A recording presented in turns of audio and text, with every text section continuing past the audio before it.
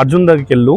First నువ్వు ఈ story అంతా ఏం చెప్పకు, జస్ట్ వెళ్ళి అతని దగ్గర అభయస్తం తీసుకో. అభయస్తం అనగా మాట తీసుకో అని, ఒట్టు, సంథింగ్ ఒట్టు. ఆ రోజుల్లో మాట ఇవ్వడం అంటే ప్రాణాలు పోయే వరకు దాని మీద నిలబడమే, అది ఆ రోజుల్లో మాట. ఈ రోజుల్లో అలాంటివి ఏం లేవు, కానీ ఆ రోజుల్లో చాలా. అసలు ఫస్ట్ అక్కడ అడవిలో నార్మల్గా ఇది యాక్చువల్లీ మహాభారతం కురుక్షేత్రం ముందు జరిగింది. ఇది అంతా మహాభారతంలో ఒక పార్టే ఇది. అది నార్మల్గా అడవిలో తిరుగుతుంటే సడన్గా గైడ్ వెళ్ళి మన అర్జున్ పాదాల మీద పడి ఏమైంది అంటే నాకు మీరు హెల్ప్ చేస్తా అంటేనే నేను ఏం జరిగిందో చెప్తా, ఏదో చెప్పను అంటే అప్పుడు సడన్గా ఓకే చేస్తా అని చెప్పి మాట ఇస్తాడు అర్జునుడు.